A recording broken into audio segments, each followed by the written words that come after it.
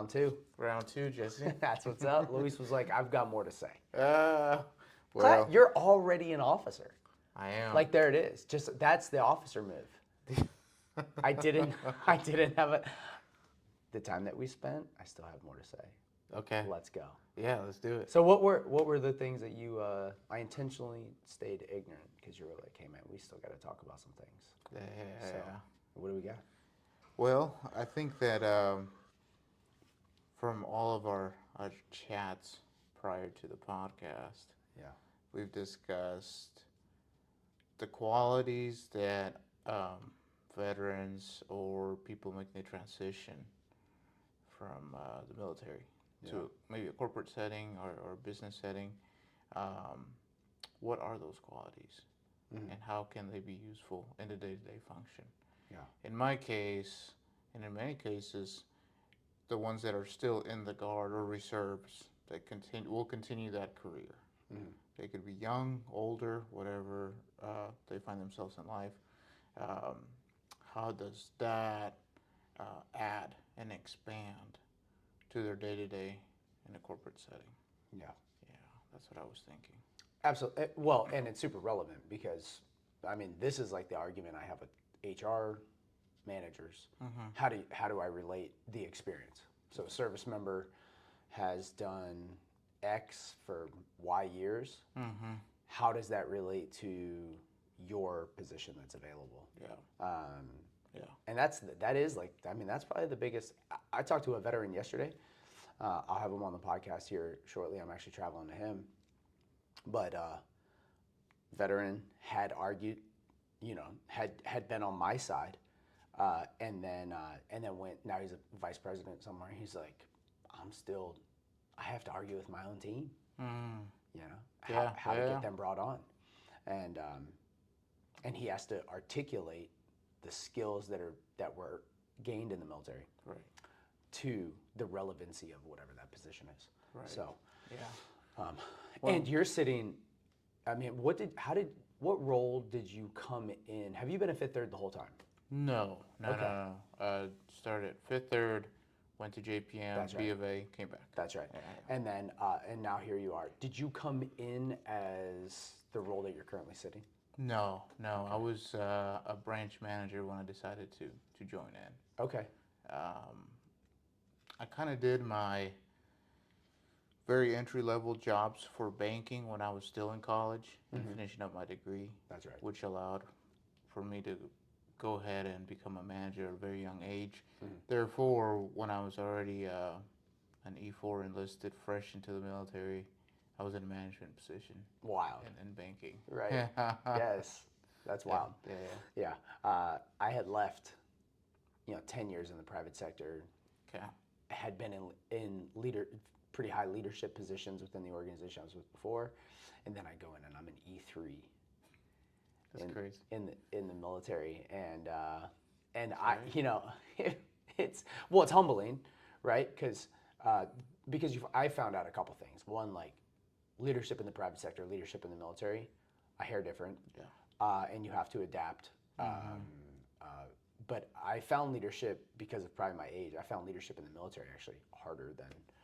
I mean, I had a tech sergeant tell me I was the worst leader he's ever seen. And I'm like standing at parade rest, which I was probably still like half parade rest, half like Right. at attention.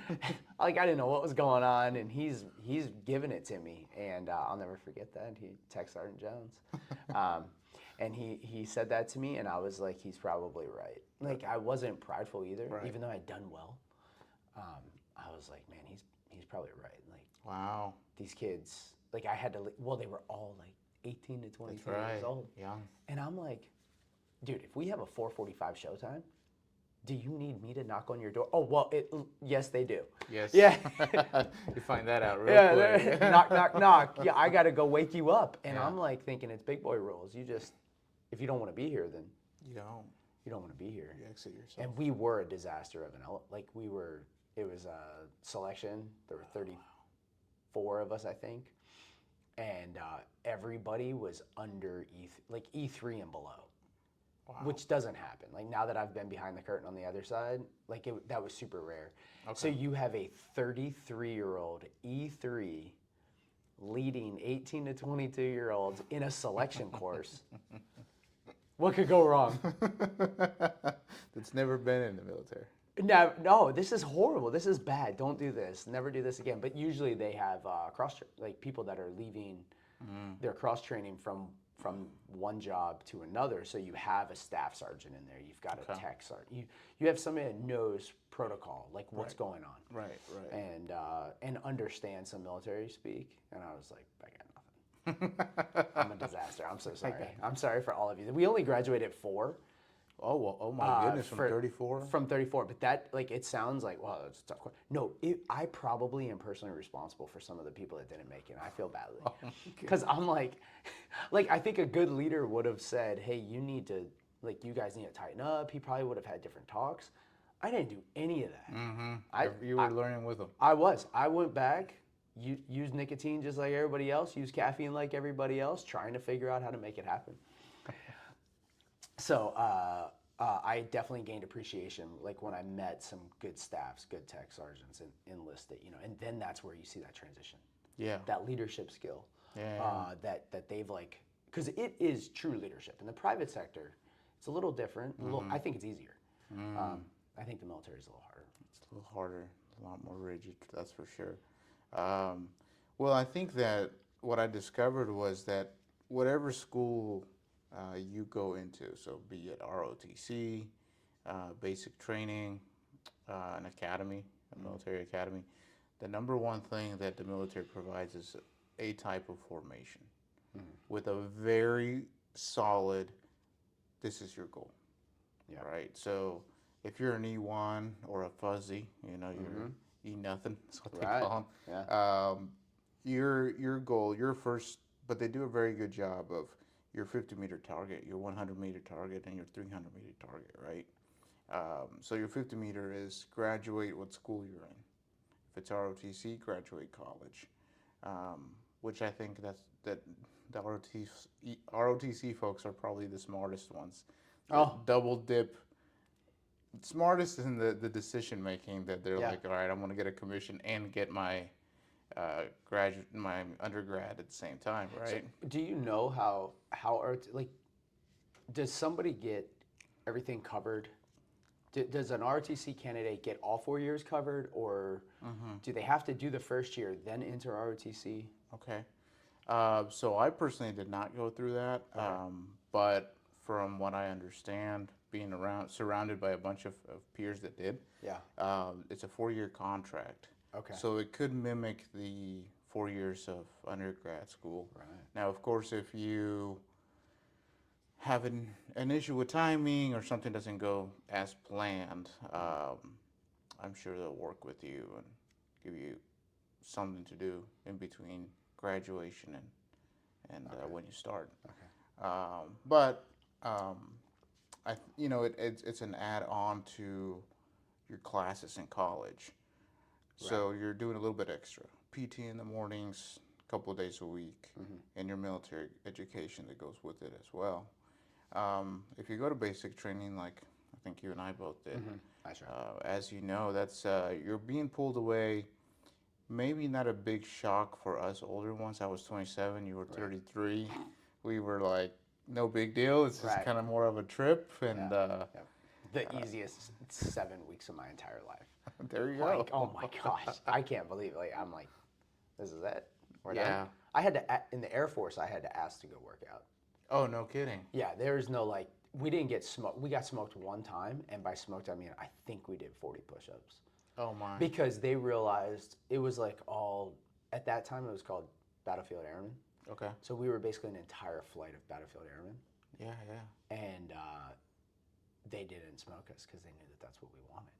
Oh. So they were like, whatever, you guys are just gonna sit in silence and not you couldn't do anything. I'm like, oh no. Yeah, we were doing we'd have to ask. That's bottom line. I'd have to ask three times a day. I would ask if I could go down to the pull-up bar.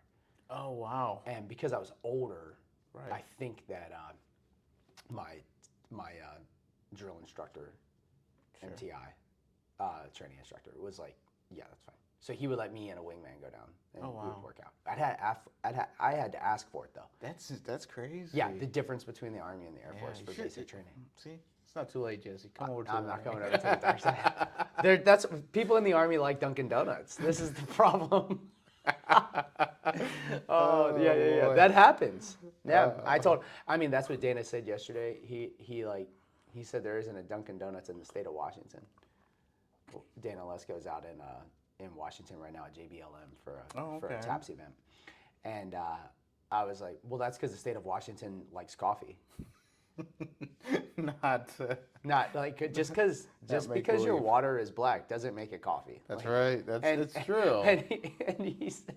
And he said, Jesse over here, Air Force, it was all on Teams, and he's like, thinks that Starbucks and a French press is what you get at basic training.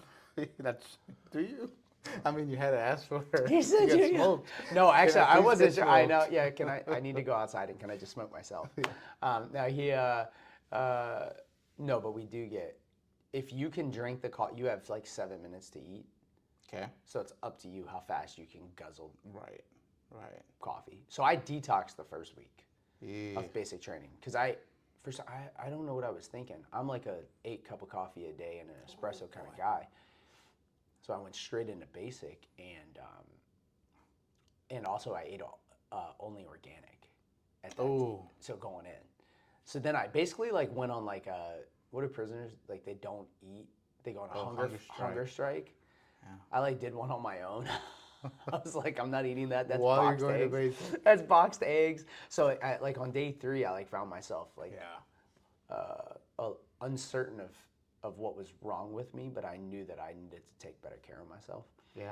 So I started eating. That was great. And then after the first week, I found out that the coffee, like, because there's all those rumors, like somebody was like, oh, it's only decaf coffee. They're just messing with us. So I asked the lady, like, in a hurry, I'm like, is that real coffee? She's like, well, the MTIs are drinking it. I'm like, that's good enough for them. It's good enough for me. Yeah. So that was. Yeah, that's good. Did you get those headaches, the caffeine? I get the, withdrawal? yes. I spoke to somebody about this the other day. I said, I have empathy for people that are addicted to drugs. Yeah. Because I did no coffee. I did no caffeine for Lent this past year, 2020. That's rough too. What was that? 25. Yeah. Just this past Lent, 40 days no caffeine. Jeez. And it took like for 3 days I was in bad shape. Yeah. I was in real bad shape. And then and I had to go on a shoot. We had a shoot down in the we were going down and prepping for something in May, and every round that went off, I was like, this is no good. This is no good. And Pounding half the inside. time it was suppressed, and I still was struggling.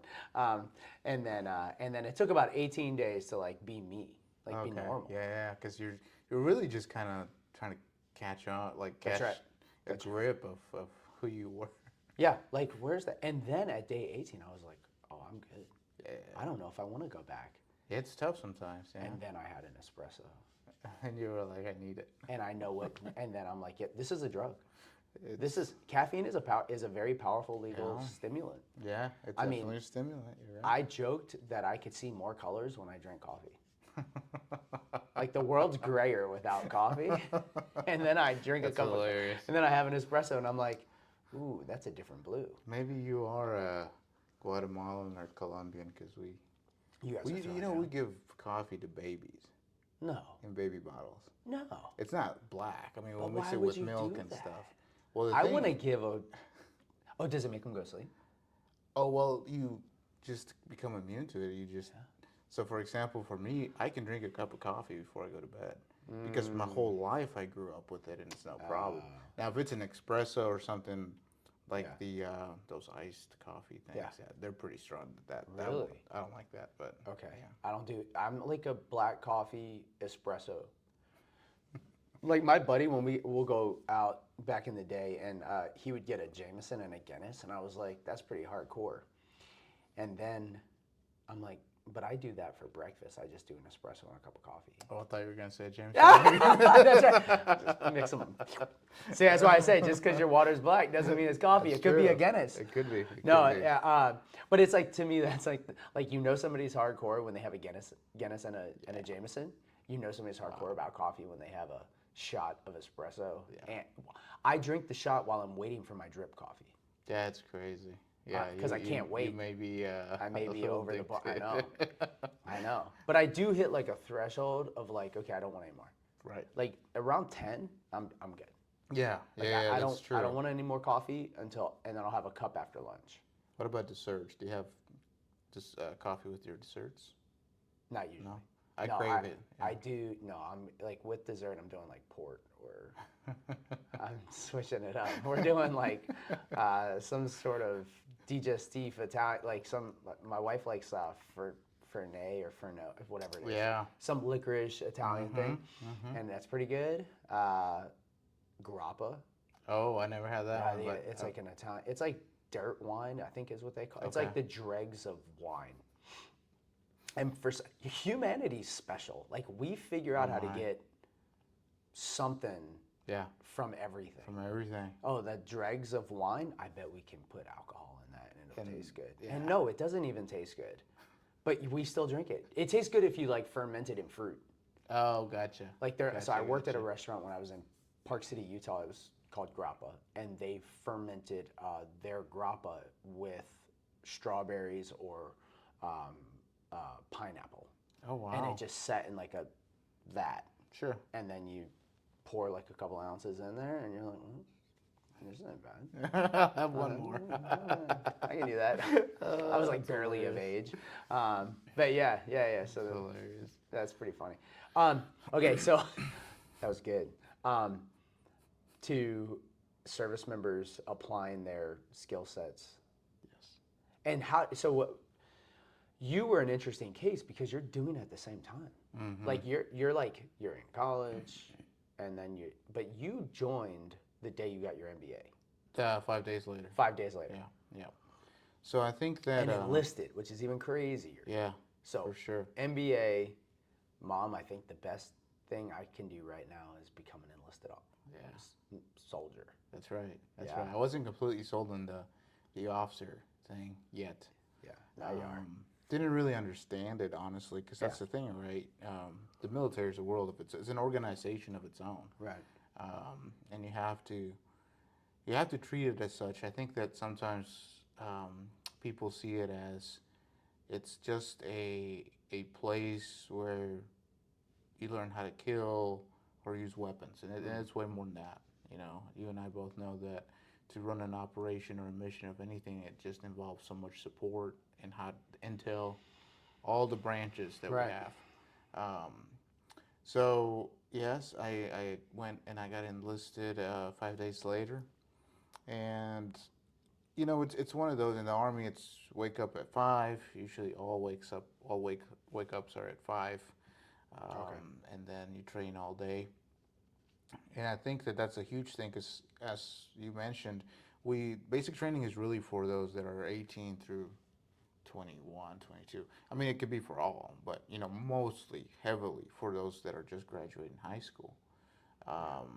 And if you do JROTC or something like that, maybe you have your mindset on ROTC and you don't do the basic training, which is very understandable. But if you don't and you just go for it,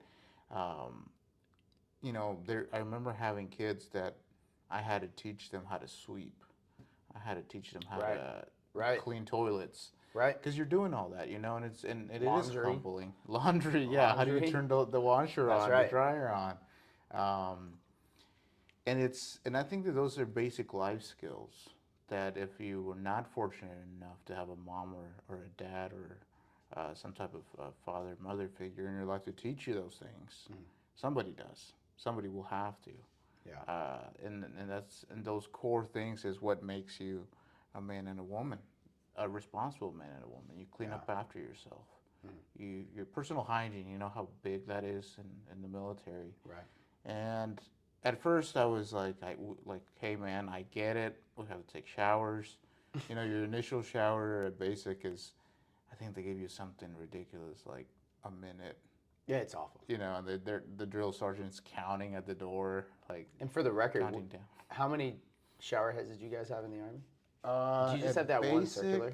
no, we did not. We actually had where I went to. We had individuals. Oh, okay. I think we had 10, Okay. but we were trying to.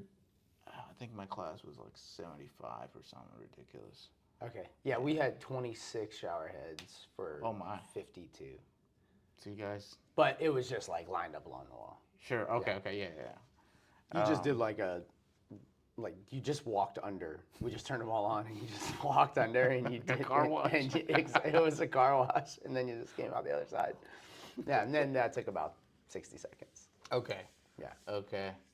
But you know, for some young men, that's where they learn to shave for the first time.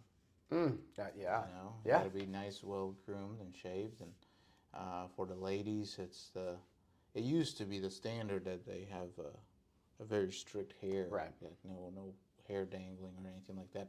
Now it's changed. I think it's they realize that they can still look very professional with a ponytail and take care of it and right grooming standards. Which kudos to them because I don't know how they can do it with long hair, man. Well, you have some exercises where like that hair better be up. Yeah. Like if you're gonna do a rescue operation with Oh. a hoist or a strop or basket or a force penetrator, like you Don't want to have it. don't want to have your hair flying all over the place. Wow. You don't want to risk that. That's So crazy. you have to That's make sure high it's speed. tightened up. Wow. So you know, I think so. Those things they prepare you, and then people, and I mean not people, the kids going in, they see it as just another parenting form of making them look a certain way, right? Yeah. And it can be annoying to some. Like us right now. We did the uniform of the day. We On called, accident. We called each other. What are you wearing? What are you wearing? Yeah. Dude, this is a khaki and black polo kind of day. Yep. Cheers. Cheers to our uniform. Classic military, like, yep, it's Make sure you have Friday. I'm going to be clean shaven, black polo, khakis. Good. Check. Garmin watch. That's I right. think the only thing I forgot was my wedding ring at home. Now that I see it. We'll cut that part out. Hey. It's okay. I was rushing. She understands. So those are very good because in the corporate setting, when you are going to meet with clients or you know you want to put yourself above others, taking care of yourself goes a long way. Yeah. You know, you stand out. That's right. Like, man, that guy can take care of himself. He could probably do a little bit more. So that's basic soldier 101 that goes a long way. Yeah. You know, the other thing is your uniform, and you just talked about it. You know, the three things that they're preaching in the Army is be at the right time, right place, right uniform. You know, that's huge for us too in corporate settings. Now I'll give an example. Like this morning, I was running a little bit late, but you contacted me first, but otherwise I was about to call you as well. You need to make sure that you communicate. You know, like, hey, this happened, this didn't happen. People understand. But if you're just a no-show or it's your first interview and you show up with jeans and a t-shirt, you know, and somebody else shows up with a suit and tie, Right. you know, who's going to come off with a better first impression? Right. And sometimes that's all we get, right? Is one first impression to show ourselves in the corporate setting. Go ahead. Yeah, I was gonna say, what would you say what do you believe you've done to get to the success level that you've gotten? Like, what separated you? Because surely Fifth Third is not lacking opportunities. Well, I think that one of the things that has driven to the success is, I would like to say, overdressing, and I want to say what that means, right? I read a book, and in the book it said, "There's no such thing as being overdressed." Yeah. And you know, I sat with that for a while, and I was like, "What does that mean?" Well, what the author was trying to say is over preparation. Okay. So Just using overdressing as a euphemism for 100%. yeah. And it's one of those where if you have an interview, let's start with the interview process, right? You're going to do your homework about the company. Who owns the company? Who runs the company? Who runs the team? Are you nowadays we have LinkedIn? You know, Yeah, so much information. So much. You know, you can look at the person that is CC'd on the email and figure that out, or ask the recruiter or anything. Well, so let's pause on that. Use the email that you receive to gather intel. Yes. Like that's Yeah. that's military. Yeah. The recon. There's a little nugget. Let me see how much information I can get out of that. So take the email address from who you received your email from, and then go on LinkedIn. Check them out. Look them out. Check them out. Connect with them. 100%. Because that also personalizes this thing that's very weird. Yes. It's very difficult. Like that phone screen, that first phone screen. I don't know you. You don't know me, but you're about to ask me really personal questions, and usually I have to like kind of humble brag about like you want to hear my successes. Yeah. But if I know you first a little bit, then I'm a little bit ahead. Oh, I saw that you were at. Well, also it gives you control. It does. A little bit, because you can say, hey, I saw that you've been at, when it's your time to ask questions. Hey, I saw that you've worked there for 8 years. What is it that kept you, what did you like about the company for the last 8 years? 100%. I mean, now you have some level of control. The person asking the questions in an interview has the control of the interview. Yeah, right? Yeah. I love that, and I love doing that. Even nowadays, when I meet with young men or women or anybody that's aspiring to do either military stuff, banking stuff, business stuff, whatever it is, I am so impressed when somebody comes with questions about myself. Not that I care that they ask me about myself. No, it's just like, wow, you took the time to look me up. We are ready to connect. I'm even more eager to find out more about them. That's right. Because they took the time. So that's huge. Is that over preparation for whatever you're about to embark on? If it's an interview, if it's a second interview, even more, right? And keep digging. And that's what the military teaches you is in an op order. I mean, that's right. Where's your recon? Did you do a map recon? Did you do any type of recon? When it doesn't matter what it is. What did you do? And let me see it. So that's huge. That's a skill that is always there, that we are taught. We just need to implement it into the corporate sector. So overdress, a part of overdressing is not only just the outfit you pick, but preparing for the interview by knowing the email, doing some reconnaissance on the person doing the interview in the company. That's right. It's odd. I think people show up to phone screens having not read job descriptions. That's insane. I think that's. I have a feeling that that's happened, and I don't know why. Okay. But based on some of the feedback I get, I don't because some people are applying to hundreds of jobs. Oh, I see. I don't know if they can. I don't know if they can thoroughly comprehend or understand. Right. So I don't take that for granted. Make sure that you have digested that job description. Yeah. Like that's like your, what's the mission that you're looking to accomplish? Right. That job description's telling you. That's right. Yeah. That's your mission. Yeah, I agree. And I think that at that point, and I get it. Sometimes we're looking for a job and nothing's hitting. Right. Everything's an email, an application, and nobody's calling.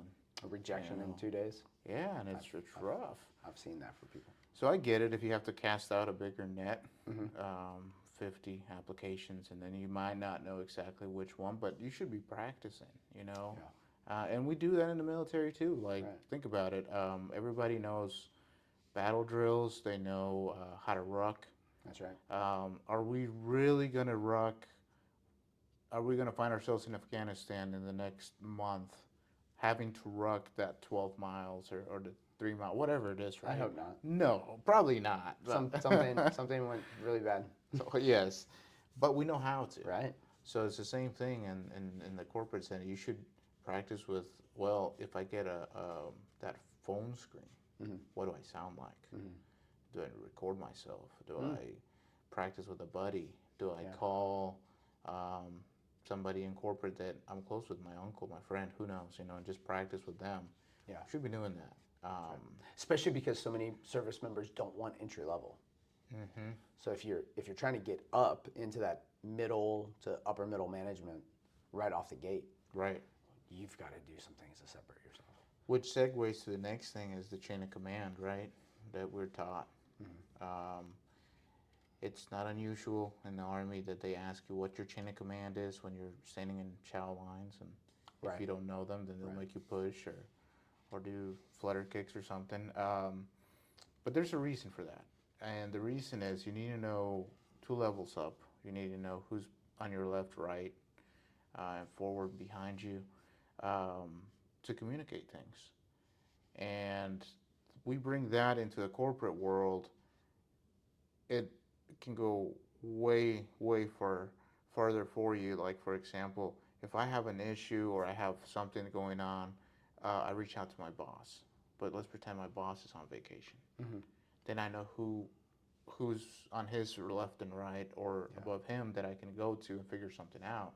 So it's very important. And also, when there's an issue, you don't want to jump that chain.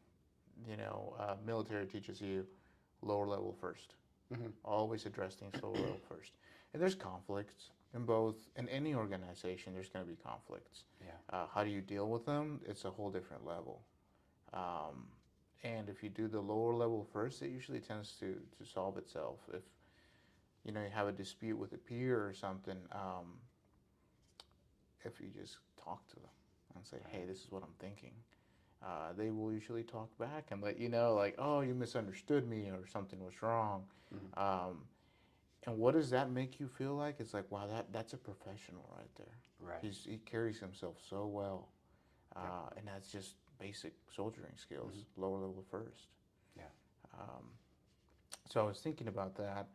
And then you and I had spoken about how critical thinking and problem solving, right? And I'll tell you, in the corporate setting, my boss, and I've worked for pretty big banks, but no boss, no superior wants to hear, I have an idea, or I have something to say, and here it is. Let's kill the idea fairy. Yeah. Okay? The good idea fairy. Literally talking about this yesterday with a buddy. I'm like, those bug zappers at night, the mosquitoes, and I'm like, I need one of those for a good idea fairy. I just want it to drop down when somebody gets started. Just execute. Execute is huge. Well, I mean, you need the idea. Well, brainstorming and all, and yeah. Well, what I was going. Please elaborate. Where I was going with that is, nobody wants just a plain idea. They want the analysis behind it. And what is the analysis? What is your personal? So what's Luis's analysis? If I say idea A, my boss will be like, great, tell me more. But if you just stopped it, Right. saying idea A, it's like you might as well have not even. It'd be better if you would have not spoken. I mean, There I'm you so go. 100%. Where's that? hyper bug passionate zapper? about that. Yes. Yeah. I mean, yes. Don't even present. 100%. If you don't want to own it, like, I want to hear nose to tail. Like, I have an idea. Here it is. Let's present it. And then here's how we're going to execute it. 100%. Oh, Yeah. Green light, go. Yeah. Matthew McConaughey wrote a great book like Green Light. I can't Green remember. lights. Green Yeah, lights. yeah. Yeah. And it's like green light, go. He says that all the time in the book. I'm like, yes, green light, go. And then we're going to be better for it. Yeah. Yeah. And we are perfectly situated to do that. Yeah.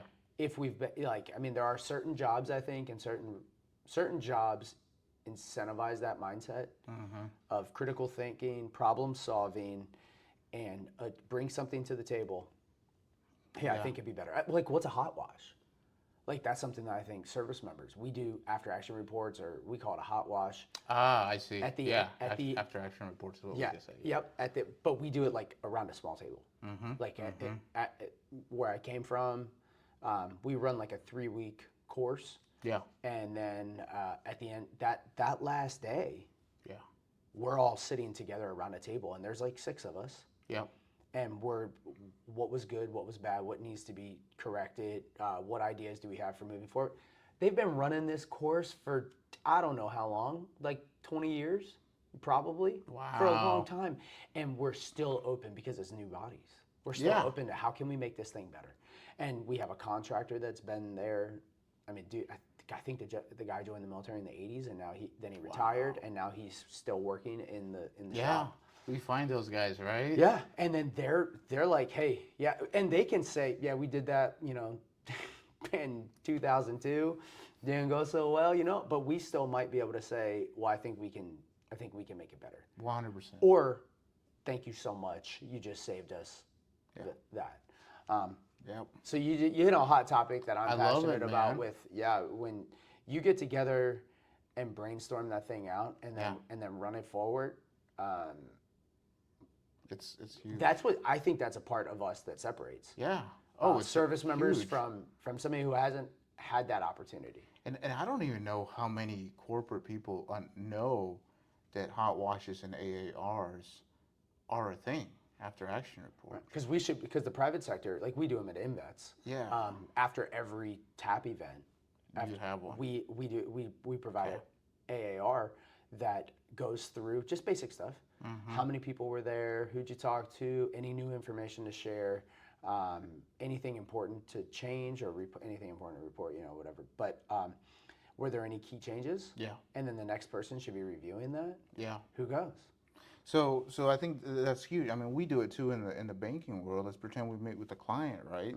What did we? And I've gone, and I told you, Fifth Third, JPM, BFA. They all do them. Yep. And it's sitting down. What could we have done better? Right. What was good? What did we learn? Are there any next action items as well? Right. Those things are taught to you at basic training. They're taught to you at officer school. They're taught to you everywhere. Everything you do. You conduct a Well, and sharp drop class. the ego. So in order for that to be successful, in order for that hot washer AAR to be successful, like especially if it's a discussion, no egos. No egos. No egos. That ruins the whole thing. I agree. If somebody gets 100%. defensive, then the learning outcomes are minimized. Yeah, I was at Bolick, and I was giving a peer, so I was put as what was it, PSG of my platoon sergeant. There you go. Yeah. I was gonna say for people that aren't military, sometimes we use What those is it? acronyms, and I always try to. Yeah, you always down got on to. Yeah, this. no, I agree. You got to spell them out. So I was a platoon sergeant, and I think we had 42 guys and girls, and the platoon leader, she did something that I knew everybody was already like pretty upset about. So I took her aside and I said, "Hey, giving her an AAR, right? Like, your idea was great. Let's talk about it." And everything that I would hit, it was rebuttal. But yeah, Right. that you're just like, okay, so this is not working. I'm not going through. So to your point, it's very, very important that if you are part of an AAR, you don't get defensive about it. You just hear people out. But also that's in the military. Drop the ego. And even if you're like that was probably I know that I personally brought huge ego in to the military, and then I had a guy within my first 8 weeks tell me I was the worst leader. Yeah. And like if I Those would have tried moments. to defend myself, you know what I mean? Like Yeah. and then later on, there were one-liners that cadre said to me where I had to stand at parade rest and just receive and no defense, and then ask myself, was there any truth to what he just said? And if there was, I had to address that. Yeah. The day I got selected to go up to, I wasn't selected to become my job. It was just, you've earned the right to go to the pipeline now. They told me, shut your mouth. You talk too much, right? It was just. Yeah. And Pretty raw. Yeah, and they were right, 100%. So had to be receptive enough to say, okay, yep, nobody wants to hear my comeback. Yeah. Because if you think that your sergeant needs to change, your sergeant needs to change, and the sergeant has to hear that and change. Yeah, And yeah. that's something like the private sector doesn't do that. Mm. You know what I mean? Like that, we don't operate like that. if yeah, the way we communicate in the military, it can just literally be what you're thinking. It You can, know, but for the person who joins the private sector, there's two parts. right? You need to know like if you're in leadership, you can't talk that way, Exactly. but you've been prepped to be humbled, Right. and you can grow like an accelerant Mm-hmm. because of that. Like Yes, like your absolutely. peer that just graduated college or whatever wants to defend themselves because mom told them that they were great, uh, professors said you're great, everybody said you're great, Yeah. and then somebody says in your first one-on-one areas of improvement, Yeah. a service member is like, give it to me. Yeah. Area of Yeah. improvement? You want me to improve? I can do this? Okay, cool. Whereas that isn't a common character trait. That has to be taught. And I think that that's one of the best. It is. It definitely is. Um, to just take whatever's given to you and say, okay, I can execute on this. Yep. Um, Thanks for the feedback. well, yeah, Yeah, that's it. I'm in. Let's go. Paper and pencil, right? You're always supposed to carry paper and pencil Notepad. around so that you can take that feedback That's right. and look at it even more, That's right. remind yourself. You're not taking notes right now. And I think that one of the things that made me think about what you were saying is whenever if it's an officer, you stand at attention in these schools, right? That's right. And in the day-to-day units, it's not that much unless it's kind of a serious thing, That's right. or the soldier decides to do so. And if it's an NCO at parade rest, how does that translate to the corporate world? So for my supervisor, Eric, just great, amazing leader that we have here, and I'm not just saying that, like I really mean it.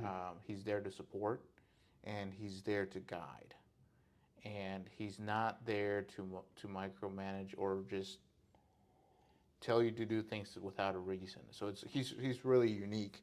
Um, One of the main reasons I came back to this to Fifth Third is when I met him, but I call him boss, and I don't know if he likes that or not. But the reason why is because we've been instilled to call officers sir and NCO sergeants, right? It's a form of respect. Like there's a line, and you call them by that, showing them that you understand that they're in a position, and you're going to respect that position. Um, in the corporate world, it's just boss for me because I don't, sir, you can call anybody sir. You know, he might not understand that sir is not just sir for us. It's like, okay, you're an officer. Like, That's right. I have to respect you. It's always funny when somebody refers to me as, hey, sir. I'm like, I work for a living. yeah, my O's been with me. Yeah, for 100%. So I like that. Yeah. So that's so we're to take that feedback and then going back. How does this tie to that whole idea thing? Is P P messy P. What is that acronym? And see now it's messing with me. That's funny. The one that it's like your environment. The military introduced this not too long ago. Uh-huh. How does your actions affect the economic factors, the civilian factors? So we do that as well. Yeah. And some people think of it as okay, it's just part of the AAR or it's part of things that we have to do. But that actually takes it to the whole different level, right? So like your missions down in the Caribbean that you just did, how does that affect the economics or the financial situation of that specific place where you were at? Well, you guys. We were a boon to their economy. Yeah, there you go. We were a good, yeah. It's all to all parts of the economy. Yeah. Yeah. Yeah. And then politically, Yep. you know, you're representing the country in another country, so they see like, wow, these guys do all this high-speed training. The U.S. doesn't mess around. Right. Like these guys are just on it. Same thing. You bring an idea to the table, and then your supervisor says, well, how does that impact the company in this situation or in that situation? And you have thought through these things. You can explain it way better. We bring that to the table because we have to do that for almost every AAR. You know, so it's a whole filter of things, but they play a big role. That was another very, very big one for me is to, when I started seeing that, I didn't start seeing that fully until OCS. So it's like every action has a greater, or actions have larger consequences in other sectors or aspects of whatever the mission is. Yeah. So like where, kind of like, I mean, enlisted is like tactician, not strategist, even though some enlisted can be strategists. O's are typically more of your strategists. So they're seeing that whole picture in theory, and then the enlisted members stay in their lane. So broadening that aperture Yeah. to see this action actually impacts this greater Yeah. Yeah. this greater enterprise, whatever that may be, wherever you may go. You're more than just your lane. Yes. Yes. Which brings to the next thing is what's taught at us. So before we get dismissed every drill, before there's an operation, we usually have a safety brief. Right. Right? And in those safety briefs, the person saying it does become a routine. It does become the same 4 things, 5 things that are always said. But behind that is the risk analysis, right? Yeah. How is this going to affect the individuals participating in that event or about going to that? So risk mitigation is huge for NCOs and officers, right? Right. And some officers delegate that to the NCO, like, hey, you can go ahead and do the... We had a salty E7. Did you? Delivered the safety brief, and he was a prior Navy guy. So his safety brief was basically a poem. Okay. A poem. It won't be repeated. It will not be repeated on camera. But it definitely checked all of the boxes of what a safety brief is supposed to check. Right. So. And it's the same thing with us, I'm in the financial industry, so if I want to bring a deal to the table to deploy funds for this deal, what are the risk factors, and have I thought through the risk factors? And I have to consider. We have a whole risk department, so it's very well. Risk mitigation, is a huge component. Every single thing we do has a risk mitigation test. That's right. Ties back to the idea. Did you think of the risk of your idea? Right. And what are they? Right. And that's analysis. So you look at something, you analyze it with all. Do you think that there's some jobs or that are more in line with that in the military? That are, I don't know. I'm trying to think through it. I mean, at the end, every brief has a. If you're about to do an exercise, like you have a calculus that tells you your risk, right? Low, medium, high. Yeah. Based on everything that you just went through on the slide deck. I think wonder so. if there's some jobs that like lend themselves into risk mitigation. Yeah. Or risk analysis. Sure. Better than others. Well, I think that it's not really. I don't want people to focus on the specific jobs. Right. Right, because we could go into details, and I could tell you, well, logistics is much more focused on that than infantry, because we have to look at all the risks that happen around an operation, and infantry just executes. That's right. That's not it. What is it? Because infantry has its own risks too, right? Like you point your weapon, you flag somebody. Well, your career's over. Yeah. Okay, nice knowing you. I think it's more of at what level of the ranks are more practicing and understanding what this means. So I would think that it's more on that E6, E5 level that it becomes a thing for you. That will lead you to really fully understand the picture. Anything above that is extra. So for example, an E5 or an E6, you're taking care of your squad, you're taking care of your platoon, whatever your unit looks like. If you are in charge of a day at the range, that's a huge risk analysis, like a con-op that you need to come up with. Right? Especially if there's a bunch of Jacquelines out there. What? Oh my no, but gosh, no matter what. I know. I know. But you know your soldiers better than anybody. Yeah. So you're mitigating all these risks. And then you have to really, and to your point, the more you have to think about what your guys are gonna act like and do, the more risk that you are analyzing. Like CADM, what we call them CADM, I can't remember what you guys call them, but CADM at basic training, you're taking all of the candidates or future airmen, soldiers, whatever, that some of them have never fired a firearm. Mm-hmm. And now you are responsible for them pointing their weapon downrange Live on rounds. target with live round. That guy. Yeah. Yeah. I mean, I can't even imagine what he feels on a daily basis. Like 100%. because so many accidents already. Yes. Yes. Yeah. And so it's interesting. first you got to plan it, right? You do your analyzing. Then once the execution comes into play, Yeah. now you're dealing with things on the fly, right? Yeah. So and so's weapon is jammed, and then you see them do all these weird things, Right. pointing it everywhere, right? Right. How do you react to that? You know, and you have to kind of tell yourself, this is how I will react to it. And I'm not going to overreact. I'm not going to underreact. There's a very good balance of I'm going to address it. I'm going to address it right. But we're still going to have to continue the operation or the mission, That's you know. right. Yeah. So that's to me, it's more about at that rank level. Yeah. And you don't have to be an officer to write a full PowerPoint on the risk.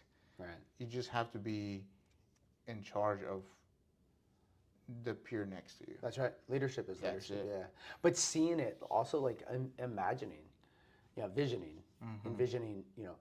What's the worst thing that can happen right now? Right. Having that forethought. Yeah. And then that goes a long way in the private sector. Huge. Like consequences of actions, right? Consequences of ideas is one thought. Consequences of actions is another. Can you foresee some of those consequences? Yeah. And then how can that be of benefit in the private? But these are all like skills that's really you've got to explain them in the context Yes. of whatever position you're applying for, Exactly. right? And that's where it goes back to something you said earlier, like practice. Mm-hmm. You need a buddy that's like, Mm-hmm. hey, okay, here's the job description. Yeah. Let's make sure that we're lining up. Make this relevant. Yes. So you also don't want to go off on a tangent. No. I gotta go now. but how many times have I heard infantry guys say, "Well, I can shoot and do infantry things. That's not relatable to the civilian world." Right. And they're right. Some of the skills are not, or maybe I shouldn't say skills. Some of the parts of the jobs are not, but the skill level of thinking of how to execute missions and preparing for it, that is. Right. Well, Chaco's did a great job in his Extreme Ownership, the first book he wrote, I think. Yeah. Because he connects, shoot, move, communicate. How does shoot, move, communicate relate to the private sector? And then he does that, right? He goes all the way through it. Yeah. He ties like story on the battlefield to story in the boardroom, and really good job at helping bridge that gap.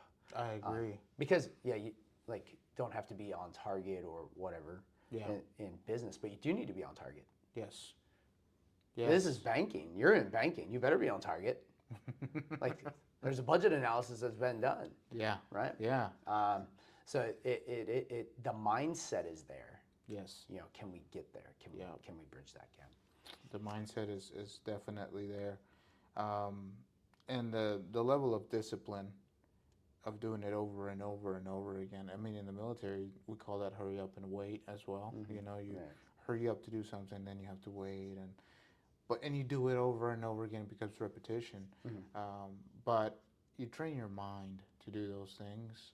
You'll do it for every single thing, very precisely. That's right. With attention to detail, which is another big thing in the military, especially when we're handling those weapons. So once again, going back to the field artillery units or FA units, even maintenance mechanics. That's right. Right? If you don't pay attention to detail, something's going to go wrong and it's going to show. It's the same thing in the corporate setting. Bosses love attention to detail. Now I'll give an example of how that affected me. So I'm busy. There was a time and period where I was very busy, and but I wanted to be good and fast, and I would get emails from clients or prospects or whatever I'm trying to figure out, and I would shoot it back, and I would have typos in them. Uh-oh. This is pre Copilot, pre Yeah. Yeah. those nice AI things that we have, and then my boss sees a few and says, "Hey, what's going on? What? Why are we doing this? This is not professional." And I was like, "Oh man, I can't believe this happened." Right? Drop the ego. What you just said. Yeah. I heard it. Check. Got it. I will execute better. Um, then second is supervise and refine. You gotta look at those emails 3, 4 times before you send them.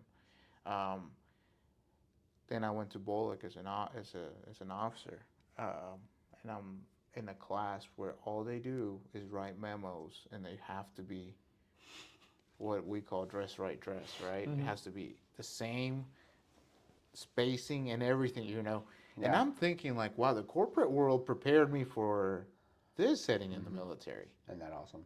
It is because it goes both ways. It's not just one or the other.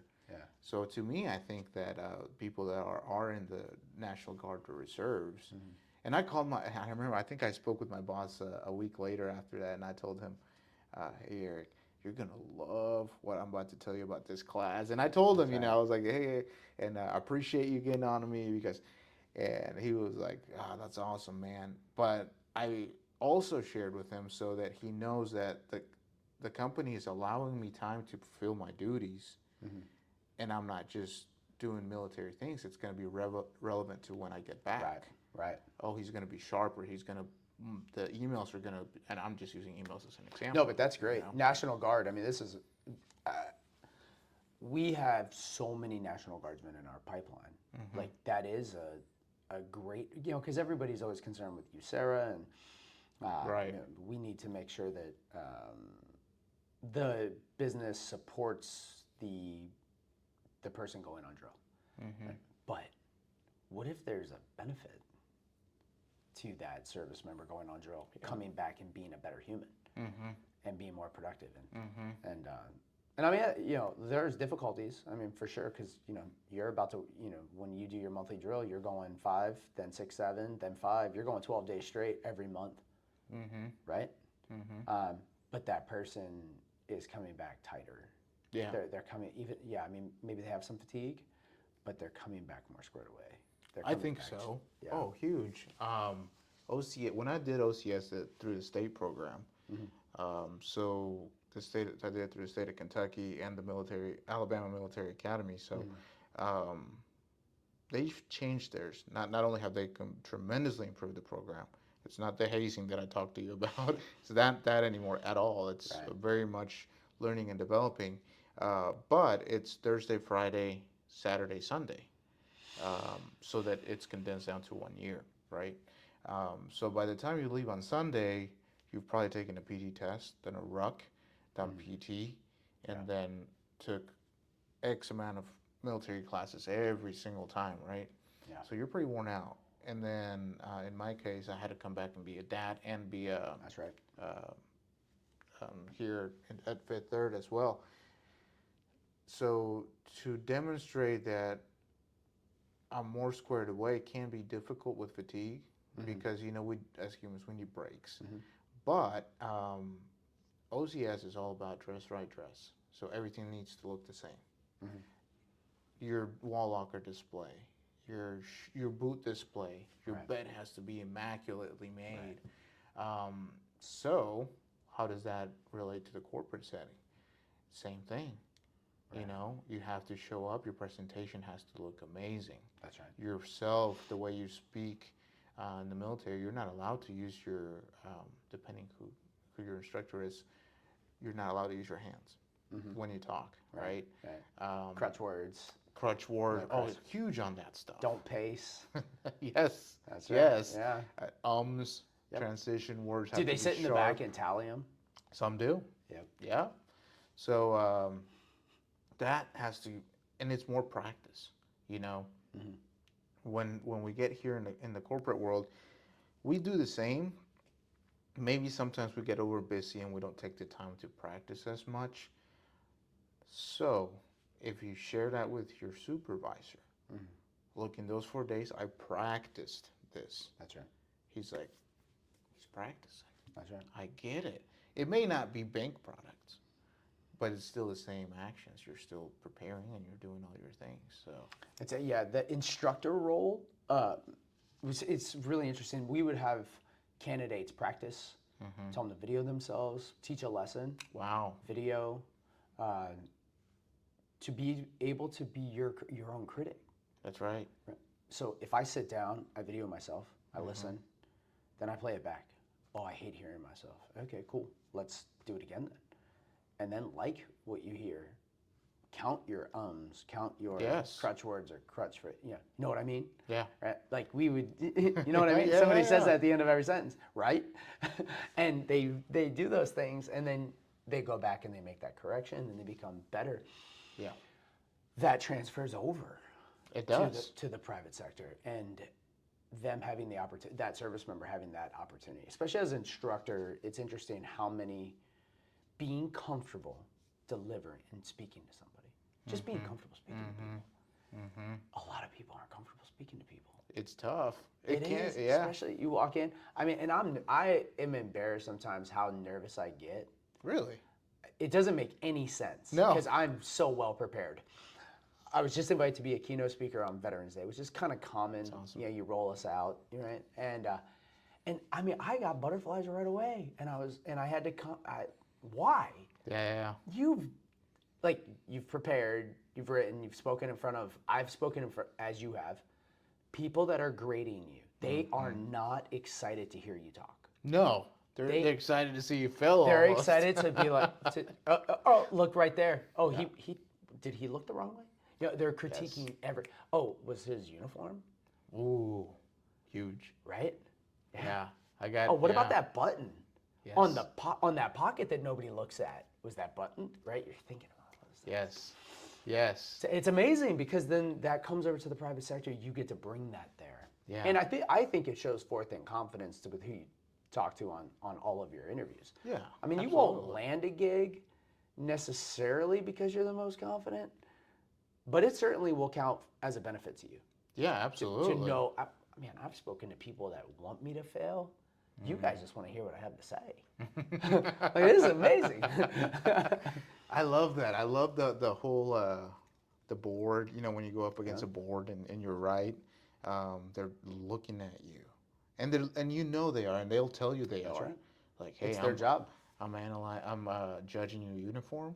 I'm judging your grooming standards. I'm judging your boots. I love it. You know, I'm judging you is what there's. That's it. Just I'm judging stop you. right there. Yeah. I'm judging you, and how awesome to have gone through that as a service member. It's like one of those gifts. Yeah. That if you look at it like that, like I get this opportunity to be critiqued by people who 100% will fail me if I'm not tight. Yes. And then take that mindset and take it over Yeah. into that private sector environment. So it's definitely amazing how much both complement each other, but the Army focuses on sharpening that tool a lot more. That's right. Because that's really kind of the time that we take to do these preparation drills and stuff. Another thing I'll say is a lot of people ask me, well, you have a job, your day job, your fifth or job, you have your military career, and then I became the chair of the Hispanic Business Council for the chamber, you know, and that's a huge chunk of time, and your dad and a husband. Yeah, that's a lot, and you're right there with me because you do the same stuff. It's no, you're. So you know how do you do it, and is it taxing? 100%.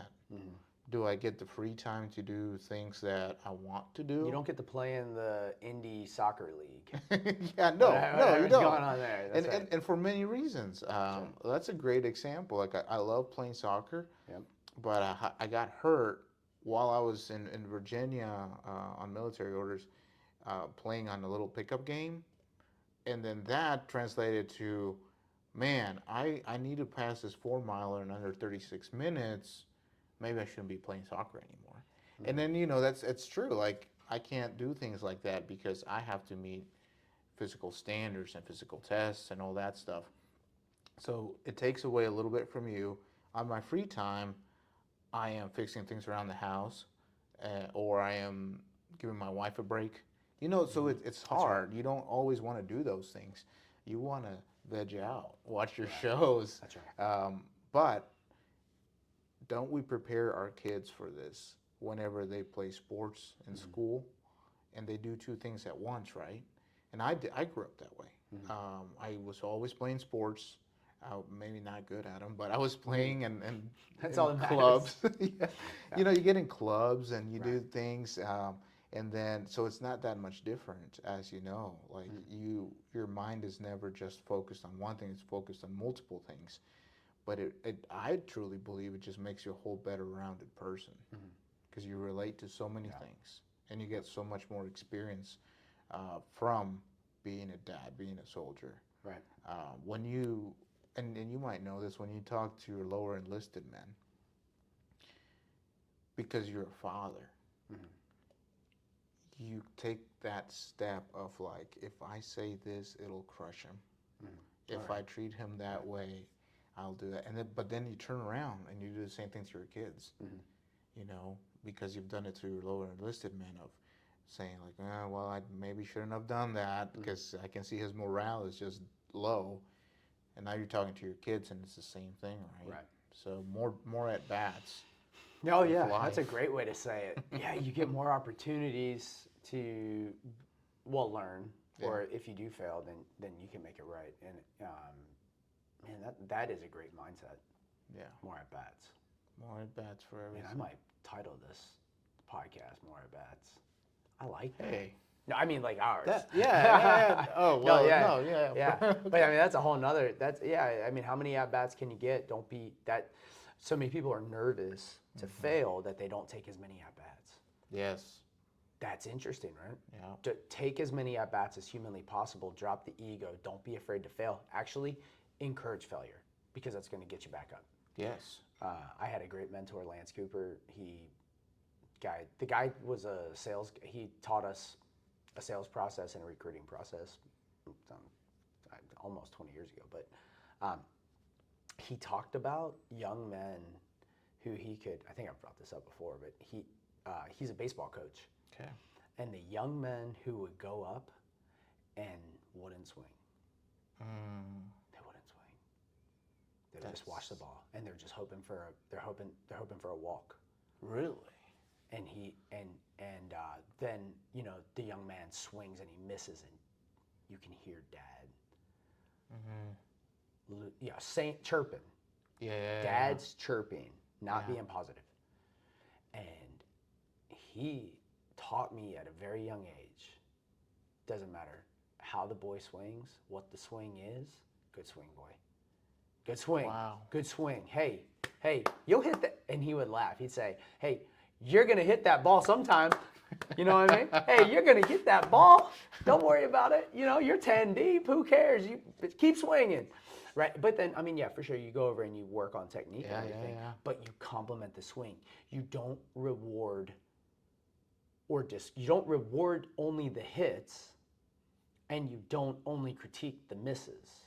Just the swing. Just compliment the swing. Wow. And then walk over and teach, hey, maybe let's go ahead and, choke up a little bit more on the bat and maybe get your body turned, whatever. All the little techniques. But when they're out there, good swing, good rip, and compliment the effort. Wow. And that was like, that's huge. I was 25, 26, probably when I heard that, when he was teaching us that. And I go out and I play ball with my little boy, and my nature is to compliment the hit. Yeah. And critique the miss. That's like 100% my nature. But now, whether he hits it or swings, it sounds the same. You wouldn't know. You wouldn't know that my boy hit the ball. Man, that was a great swing. Right. If you take the visuals out, that's right. Yeah, exactly. Hey, good swing, good rip, boy. That's what's up, David. And more at bats. Yeah. And now I don't ever want him to be the kid who goes out and is afraid to swing. And that was more at bats. You have slowly taken the fear of missing That's right. out. Yeah. And imagine that as an employee or as Right. a leader, right? Right. Because, a leader that's afraid to miss Mm-hmm. is not nearly as good of a leader that's willing to take the risk. Yeah. Like we have those in the military Yeah. where you're like, oh, training's going to stink because that person won't accept any risk. Yeah. And guess what? In conflict, risk is unavoidable. Unavoidable. So we value those kind of leaders. Right? Yeah. But I mean, not to like be too philosophical, but maybe his dad critiqued Yeah. the miss and didn't. Yeah. I mean, No, I know that's it's like that's what it is. we're not a yeah. philosophical podcast, but but I mean that more at that thing, like that opportunity, go out there and write. Maybe it is write that like little boy's path. Now you're 20 some years old, Yeah. and you're afraid to fail, but you have a leader come beside you and say, "Don't worry about failing. Let's just worry about getting better." It's gonna be okay. Yeah. I love that, man. Me too. That's Me too. that's the Glad you passion. said that. My brain's spinning. Yes, I love when your brain's spinning. No, I love it because Yeah. it makes people. I think that's what going deeper is. Yeah. Yeah. And being present. Being present to me is a little different though. Yeah. I have found that being present is after I finish that PT test, Mm-hmm. or we have that sprint drag carry Yeah. thing Yeah. in the Army, Yeah. and right after that, boy, there's nothing like being present there. You're just trying to breathe. That's right. No, 100%. Yeah. Well, there's a level at being present when you're smoked. Yeah. I know I'm a better father, husband after my run or after my training session than I am probably before.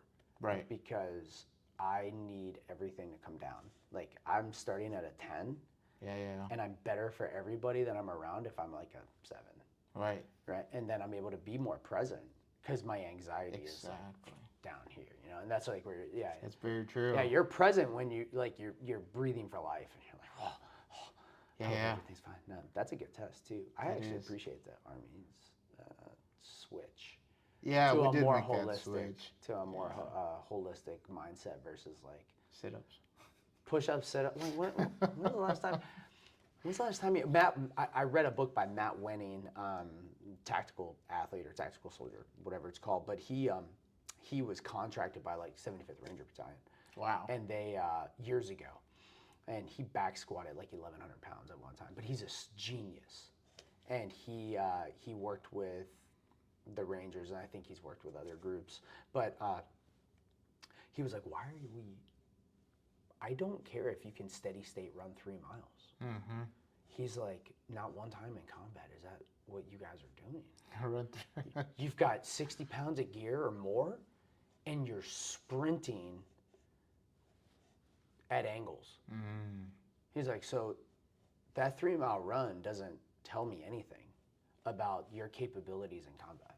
Mm-hmm. And he goes through this like very long argument that he had with leadership as a private citizen though. Yeah.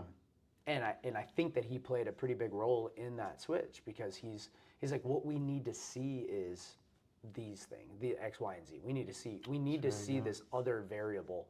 How can we trust that they can lift another human? Right. 3-mile run doesn't tell me that. Yeah. Push-ups don't tell me that. Big And ammo- sit-ups don't tell me that. Ammo cans. That's right. you know, That's right. Yep. Like water. I don't know. I think you guys have something similar. Part of our PT test is a shuttle with. You have You have a one-time go with 55-pound kettlebells or 53-pound kettlebells, right? Just how fast can you do 100 yards with 2 kettlebells, right? Well, how fast can you get ammo? Yeah. To Yeah. that next location, right? That's the carry part in the sprint drag carry. That's right. Yeah. Yeah. So ours is of course a little different, but same idea. How do you do that? But Yeah. nonetheless, being present is the outflow of like you've done something hard, Yeah. and you have appreciation. Yeah. So And I'll kind of complete my thoughts with, now for the corporation, how do they support the service member while he's doing his service? We lightly touched on it. But going back to what I just experienced of having to go to Fort Lee for 4 months and coming back. So this time around, a lot more responsibility at work. Um, Now I have a kid. She's great, 4 years old. Mm-hmm. Um, Wife, of course, and the responsibilities in the community as well. So one thing that I couldn't have done it without is my supervisor. He didn't flinch when I told him, like, hey. Now I did let him know a little bit ahead of time. Yeah. Obviously it was very hard for me to tell him, like, well, I'm going away in May, but if I don't finish this other thing, it won't happen. That's very hard because you're like telling him, but also telling him that it could not happen. Mm-hmm. So you always have to be very cautious and assured that something's about to happen, right? Yeah. Before you just freak somebody out. Right. But he was like, no problem, man. We'll figure it out. We'll get support.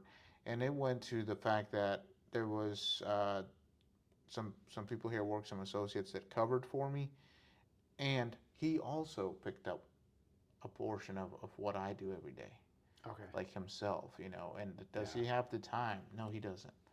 But the fact that he did, to me, it's like, how more do you build loyalty and morale by seeing your leader just pick it up, right? Right.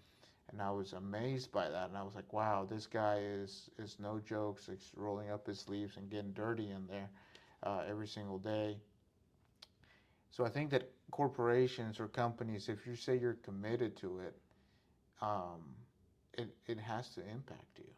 Right. You have to be willing to sacrifice that for somebody Mm-hmm. and say, like, I will pick your slack while you go do this thing. But for the service member, you have to recognize it, Mm-hmm. and then they won't know what you did unless you share with them. Right. Like we just spoke about. Yeah, that's a good point. And Bring what you did back home. yes, Yeah. and take notes about it, and just say, hey, this I want to share this. I'm not going to share this. This is relevant. Now for the home, my wife's a trooper, man. Like basically they become single moms or dads if it's the other Right. way around, right? For that amount of time, there's FaceTime, there's all that good stuff. They came up to see me one time, and that was amazing.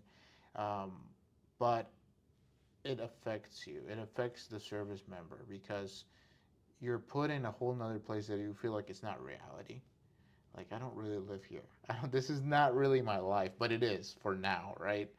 Um, and that's very interesting to me. And it was very, like, I really thought about that. Like, wow, this is not what my day to day looks like. But while I'm here, I'm allowed to think it is because I know people are taking care of things Right. at home. And in the community, it's the same thing. INvets. Mm-hmm. I reached out and said, hey, guys, I think that I just won't have time for this anymore. To be on the board, no problem. We got it covered. Right. The chamber, I have a co-chair. She stepped up to the plate, Tracy, from the airport. Yep. She stepped up to the plate, took the leadership. Everybody took leadership. And the best thing is when you come back, everybody tells you how glad they are to see you back. Then they don't have to you. You don't have to be reminded that you were missed. That tells you. You're like, man, that's awesome. So I think it is a toll in the corporations when somebody has to go on leave for extended periods of time. But if that person has done it right as well, they slowly will help prepare. Yeah. Anybody is going to pick up the slack. And I hate using the word pick up slack because it's just. Well, they're sharing your responsibility. But I mean, the fact is, like, that's got to happen. Yeah. And they have to support that. Yeah. And but the other fact is, ours is clean. National Guard service is clean, or Air National Guard, but whatever.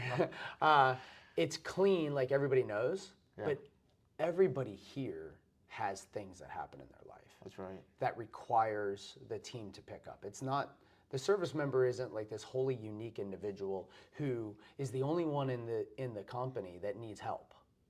They're not. Every single human here is going to have a sick kid, is going to have a wedding, is going to have a vacation, right? Like, and they're going to do that throughout the year, and that's going to happen. And the service member, as a result, is probably going to help pick up, but they would do it anyway because it's like built into their 100%. So it's important for the corporation, I think, to remember that.